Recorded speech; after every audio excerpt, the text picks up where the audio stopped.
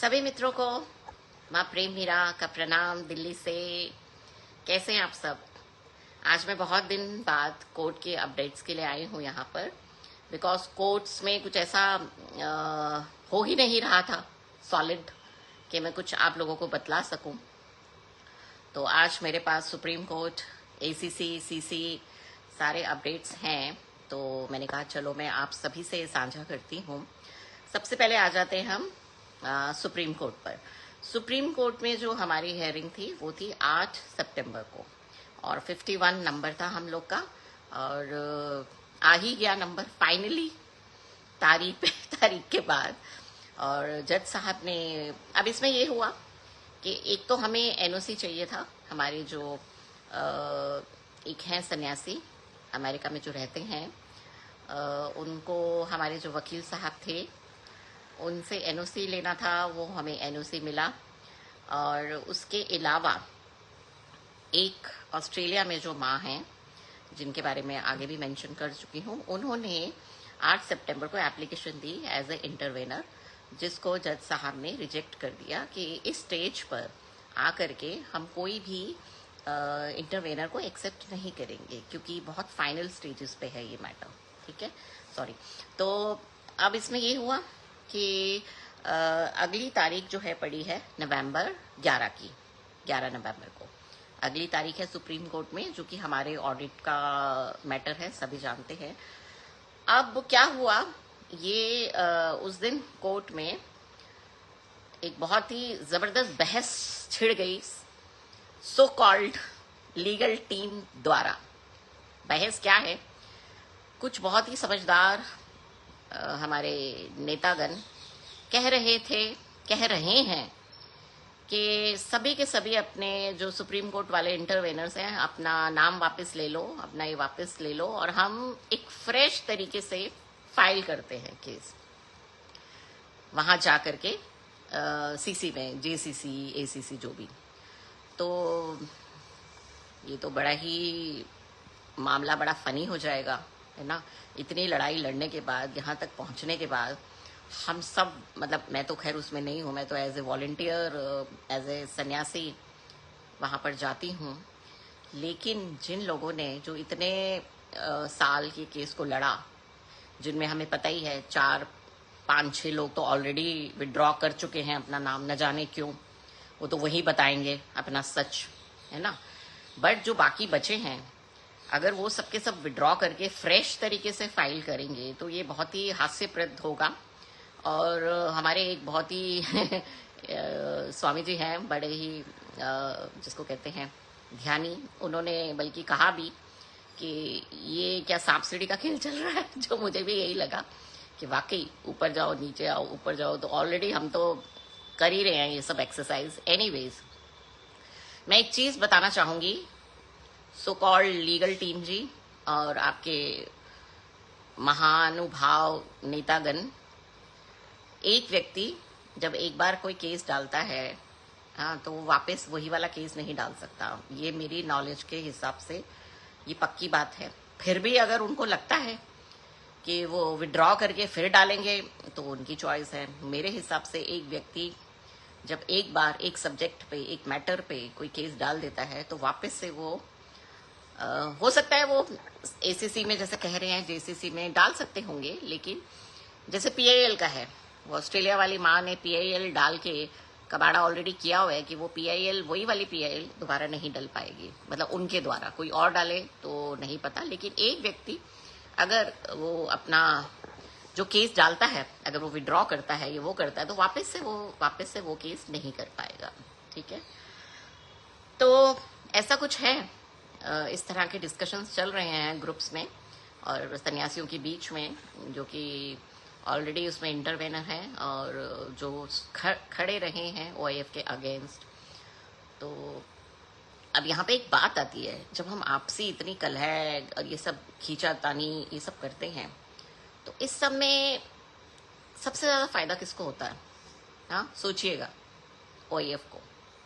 हमारी आपसी कलह, कलेश, आपसी झगड़े, आपसी खींचातानी, टांग खिंचाई, मैं बड़ा तू छोटा, इसमें केवल और केवल लाभ मिलता है ओआईएफ को। तो चलिए, सबकी अपनी बुद्धि है, मैं क्या ही बोलूँ इसमें। अब मेरे को एक बात याद आई कि एक बिटिया है पंजाब से, जो अभी 2-2.5 साल पहले उसने संन्यास लिया है। बड़ी प्यारी बेटी है, सन्यासी माँ है। वो मुझे कभी कभी कॉल करती रहती है, बात करती रहती है। तो वो कह रही है कि माँ, आप जैसे जो आंदोलनकारी लोग हैं और जो डटे हुए हैं ओएफ के खिलाफ, कभी ज़मीनी आंदोलन में जाते हो आप लोग, कभी आप कोर्ट में जाते हो, आप लोगों को इतना सपोर्ट क्यों नहीं देते लोग? और आपकी उल्टा टांग खिंचाई और होती रहती है। तो मैंने बोला, बेटा पहले तो ये बात तो समझ ले, ये आंदोलन की शुरुआत सबसे पहले हमारे लेट श्री विनोद खन्ना जी, यानी स्वामी विनोद भारती जी ने शुरुआत की थी 90s में, जब वो टूरिज्म मिनिस्टर थे। और उन्होंने एक गुरु के प्रेम में एक ये शुरुआत की थी कि उन्होंने कोरेगांव में जाकर के और वहाँ पर जाके प्रोटेस्ट करना चाहा। उन्होंने आश्रम के गेट पे जाकर के रीस्टोर बुद्धा हॉल, पोडियम, इस सब के लिए आवाज़ उठाई। और वो उस टाइम में मिनिस्टर होते हुए भी उनका आंदोलन असफल कर दिया गया। उनको लोकल सपोर्ट नहीं मिला, उनको कहीं से सपोर्ट नहीं मिला। और मैं तो उस टाइम में छोटी थी, ज़्यादा मेरे को अक्ल नहीं थी। अगर शायद बुद्धि होती तो मैं तो ज़रूर जाती उनके आंदोलन में, क्योंकि ऐसी चेतना जो कि ओशो के साथ रहे हुए, भगवान श्री के साथ रहे हुए, और उनको ये दर्द उठा। तो जब उन्हीं को सपोर्ट नहीं दिया किसी ने, तो हम तो अभी किसी भी खेत की मूली है नहीं। हम तो एक मामूली से सन्यासी, जब तक है जान जाने जहान मैं नाचूंगी। तो अब ऐसा है, अब नेक्स्ट अपडेशन में आ जाते हैं। वो है 9 सितंबर को 41D चैरिटी कमीशन में हमारा मैटर लगा था, जिसमें 2 नए इंटरवेनर्स आए हैं। उसमें एक स्वामी रतन गुरबानी है और एक ट्रस्ट है, जो कि ट्रस्ट के फाउंडर मेरे पिताश्री थे। और वो ट्रस्ट का उद्देश्य ही धार्मिक स्थल और इस तरह की स्पिरिचुअल जगहों को रिस्टोर करना, उनको सुरक्षित करना, उनके लिए आवाज़ उठाना, वो ट्रस्ट का ऑलरेडी वही उद्देश्य है। तो वो ट्रस्ट के नाते से स्वामी आनंद विकास, जो कि खुद भी एक लॉयर हैं, इन दोनों ने इंटरवेनर बने हैं वो 41D में। और ऑलरेडी उसमें मधुमा, मैं और ऑस्ट्रेलिया वाली माँ मुंडे, ये सब ऑलरेडी हैं उसमें, और 2 इंटरवेनर और नए गए हैं। तो जितने ज़्यादा लोग जाएंगे उतनी हमारी पावर बढ़ेगी, ऐसा मुझे लगता है, और यही कानून का व्यवधान है। और लेकिन इस पे अभी जो है एक्सेप्ट हो गई है उनकी एप्लीकेशन, बट इस पे आर्ग्यूमेंट होगा 14 अक्टूबर को, नेक्स्ट डेट है सीसी की। इसमें अब ओएफ वाले आर्ग्यू करेंगे कि 2 इंटरवेनर नए क्यों, ठीक है। और ये है सीसी का अपडेशन आप सबके लिए। अब आ जाते हैं नेक्स्ट, हमारा एसीसी माला और डी रजिस्ट्रेशन का जो केस था, उसकी हियरिंग कल थी मुंबई में। और उसकी जो हियरिंग थी उसमें माला का जो केस है, माला में मैंने और मधुमा ने उसमें इंटरवेन किया था। आरती माँ ऑलरेडी उस केस में हैं, और ऑलरेडी आरती माँ द्वारा ही केस फाइल किया गया था। हमने माँ को सपोर्ट के लिए, क्योंकि हमने भी अपनी शिकायतें उसमें लगाई थी उस केस में, मैंने और मधु माँ ने और ममता माँ ने। तो हमने उस नाते से माँ को सपोर्ट करने के लिए हमने भी इसमें इंटरवेन किया था। और हमारी तब तो एप्लीकेशन हो गई थी, अब मतलब स्वीकार हो गई थी। लेकिन कल जज साहब ने कहा कि इसमें जो हमारे वकील साहब हैं, है ना, जो अब हमारे वकील नहीं हैं, लेकिन डाला उन्होंने ही था वो केस, और उनके बारे में मैं ऑलरेडी आप सबको अवगत करा चुकी हूँ, बार बार मैं उनको डिस्कस करना नहीं चाहती। उन्होंने उसमें कोई सुप्रीम कोर्ट का डाला है कि माला का ऑलरेडी सुप्रीम कोर्ट में है, इस तरह से कुछ डाला है। तो जज साहब ने कहा इसको आप मतलब दोबारा से फाइल करिए, दोबारा से इसको एडिट करके सही सा दीजिए, ऐसा बोला गया है। तो अगेन ये टेक्निकल पेज है, मैं उसमें माहिर नहीं हूँ, है ना, मैं तो वकील हूँ नहीं। तो इसमें हमारे वकील साहब जो दिल्ली बॉम्बे से हैं, हमारी अश्वनी मैम लोकल वहाँ पे वकील हैं, अश्वनी मैम बताएंगी। हमारे जो सीनियर एडवोकेट हैं वो हैं धर्मराज ओल्हान साहब। अब ये लोग दोनों बताएंगे कि हमको माला वाले में कैसे वापस से फाइल करना है और वापस से उसको कैसे हमें ठीक करना है उस एप्लीकेशन को। और आरती माँ का काफ़ी सहयोग रहा कल मधु माँ और रतन स्वामी को। और उन्होंने जो है इस चीज़ में हमें सहयोग भी करा। हालांकि बात भी उठी कि मैं और मधुमा इसमें से वापस ले लें अपना नाम, बट मुझे ऐसा लगता है अगेन, अगर हम अपना नाम वापस, या तो हम किसी चीज़ में घुसे नहीं, मेरी ऐसी सोच है, या तो हम घर से निकले नहीं, निकलें तो पीठ दिखानी नहीं, जो हो सो हो।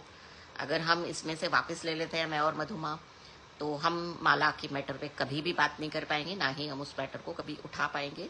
तो अब हमें अपने वकील साहब से, कोई सीनियर वकील करके हमें डिस्कस करना है इस मैटर को, और इसकी जो डेट पड़ी है वो 14 अक्टूबर को माला के में।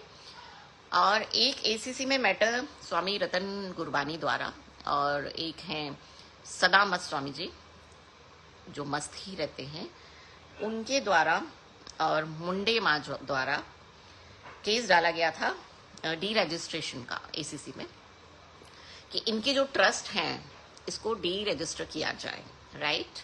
और शायद आप सबको याद होगा ओशो इंटरनेशनल फाउंडेशन का जो गेट है हमारे आश्रम का, उस वहां पर जब मैं पहली दफा एज इन आंदोलन करने के लिए जब गई थी 8 सितंबर को 2023 में, तो मैंने सबसे पहले एक क्वेश्चन किया था कि माला क्यों नहीं पहन सकते, आप अपने ट्रस्ट का एम्स एंड ऑब्जेक्टिव बताएं, ठीक है। और स्वामी देवेंद्र ध्यानेश जी ये सारे बगले झांक रहे थे, और इन्होंने रजिस्ट्रेशन डी जो इनका है एम्स एंड ऑब्जेक्टिव वो नहीं दिया। अब मुझे ये नॉलेज इसलिए है क्योंकि मैं खुद 1998 से और 2005 से 2 एनजीओ रन करती हूँ, ट्रस्ट है मेरा, तो उस नाते से मुझे पता है कि कोई भी रूल हम जो बनाते हैं ट्रस्ट और एनजीओ के नाते से, तो उसको हमें एम्स एंड ऑब्जेक्टिव को रजिस्टर करना पड़ता है सरकारी दस्तावेजों में, तभी हम उसको चला सकते हैं। अपनी मनमानी कोई नहीं कर सकता, नहीं तो फिर ट्रस्ट और एनजीओ का कोई रोल ही नहीं रहता, राइट। तो ये मुद्दा तब उठा था, और उसके बाद मैंने बहुत लोगों से आग्रह किया, बहुत लोगों को बोला कि भाई साहब स्वामी जी माँ कोई दे दो रजिस्ट्रेशन का, इनका एम्स एंड ऑब्जेक्टिव का, किसी ने सहयोग नहीं दिया। एनीवेज अब वही बात दोबारा उठ रही है, अगर तभी ये सॉल्व हो जाती चीजें तो शायद हमारे लिए केसेस और आसान होते। एनीवेज क्या क्या कहें यहाँ पर, है ना, हर शाख पे उल्लू बैठा है, अंजाम गुलिस्ता क्या होगा, राइट। अब जी डी रजिस्ट्रेशन का जो केस डाला है रतन गुरबानी जी की तरफ से, हमारे जो माननीय वकील साहब द्वारा ये बोला गया कि मैं ये केस वापस ले रहा हूँ, मैं ये वापस ले रहा हूँ। अब अगेन ये टेक्निकल इशू है, क्या रतन गुरबानी जी के कंसेंट के बिना वो वापस ले सकते हैं या नहीं, ये अगेन हमें किसी सीनियर वकील से समझनी पड़ेगी बातें, क्योंकि वो पहले इतना बढ़ चढ़ करके मुंडे जी के साथ हर जगह केसेस करने में लगे थे, 31-32 कर भी डाले। अब वो सडनली कह रहे हैं कि हम डी रजिस्ट्रेशन का वापस ले लें, तो ये बात कुछ मेरे समझ से परे है। आपको अगर समझ आए तो आप मुझे बता सकते हैं कमेंट में। तो अब इस पे भी हमको डिस्कशन करना है, क्योंकि डी रजिस्ट्रेशन अगर इनका ट्रस्ट होता तो सारी ही चीजें धराशायी हो सकती थी। जैसा मैंने आपको बताया पॉइंट कि हर ट्रस्ट का एक एम्स एंड ऑब्जेक्टिव होता है, जिसको नहीं भी पता वो भी जान ले।